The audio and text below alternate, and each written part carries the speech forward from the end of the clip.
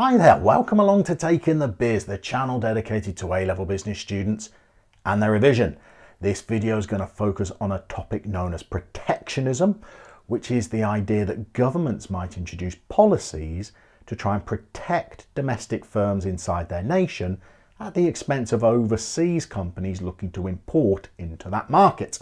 Now, the first thing to teach you for your exams is some of the different reasons why governments might introduce protectionist policies. And the first is quite simple. It's because they want to protect jobs within their nation. So domestic firms producing inside that economy are going to create employment for local residents, whereas overseas firms looking to import into that market will create employment in other economies overseas. So the government might decide to try and keep jobs, protect jobs in their country by introducing protectionist policies. The government might also want to be trying to protect an emerging fledgling industry in that nation through protectionist policies as well. So if the government notices that there's an industry that's emerging inside that country that might require some support, that might require some protection from overseas competitors, particularly if those overseas competitors are more established and can sell at lower prices, the government might introduce some forms of protectionism to allow a fledgling industry to establish itself and to grow and expand. We shouldn't forget that protectionism might also raise additional revenue for the government that it can spend through its economy, particularly through initiatives such as tariffs.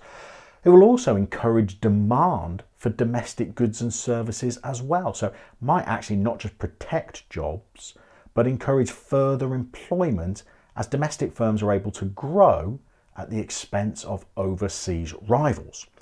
Final reason why governments might introduce protectionist policies is in response to a phenomenon known as dumping, where overseas firms that have perhaps overproduced or have excess capacity, preventing them from trying to dump these additional unsold products onto overseas markets, often selling them at below cost prices that domestic firms would struggle to compete with. So in order to try and prevent this dumping by foreign firms of surplus goods and services onto a foreign economy, the government might introduce some protectionist policies. Now, for our exam, we're also going to need to know some of the forms that protectionist policies can take. The most common example might be tariffs. And a tariff is quite simply a tax that is placed on imported goods that overseas firms looking to sell in a nation have to pay, but domestic firms that produce in that nation are exempt from. Now, this is going to serve the purpose of making the costs of overseas producers higher, meaning that they're either going to have to experience smaller profit margins, making that nation less attractive for them to sell in, or they're going to have to charge higher prices when selling their goods and services in that country, allowing domestic firms to be more price competitive.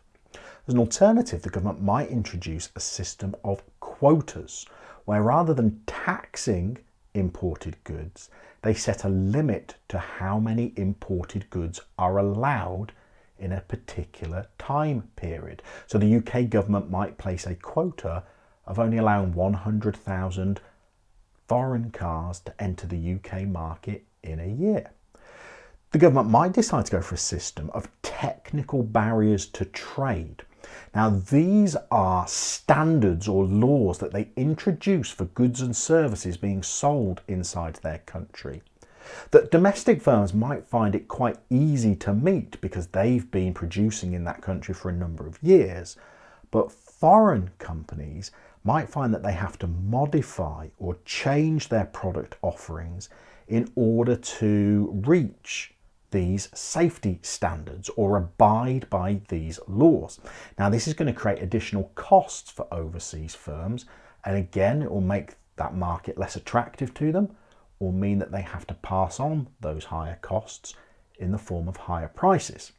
The government might also decide to adopt a more positive approach to its own domestic producers, offering them subsidies to help with their production costs, or maybe even offering them soft loans at low interest rates to help domestic firms grow and expand, to invest in R&D, to become more competitive.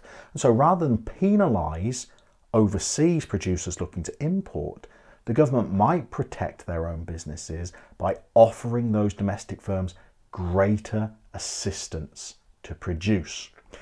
Now, for our exam, it's also a good idea to know some of the impacts that protectionist policies might have.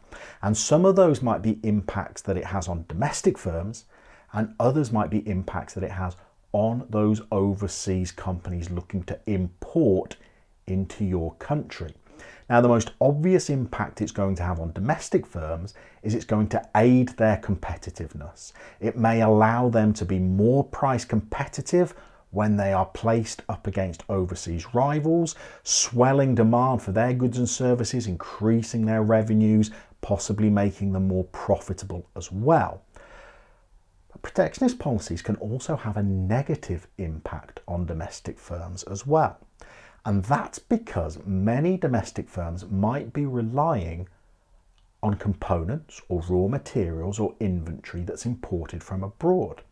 And now some of those components might have additional tariffs placed on them, raising the price of them so that domestic firms looking to buy in stock from abroad might find that their own costs rise because their own government has placed an additional tax on those imported goods, which can actually damage the fortunes of some domestic firms. In terms of the overseas companies that are looking to import into foreign markets, one strategy that they might try to pursue to circumnavigate protectionist policies is to set up production bases in those overseas countries. Now, if they're producing in that nation, they're exempt from those protectionist policies. They don't need to pay any tariffs that are placed. They don't need to be subjected to any quotas that are in place. Now they have become a domestic producer too. So they become exempt from some of the protectionist policies, although the cost of setting up those production bases may be expensive. So the firm would have to be confident that this is an overseas market that is lucrative enough to warrant the cost of establishing a base inside that nation. So there's the topic of protectionism, going through some of the different reasons why we might protect an economy, how governments might do that, what the impacts are on firms as well. Hopefully that'll help you with your revision.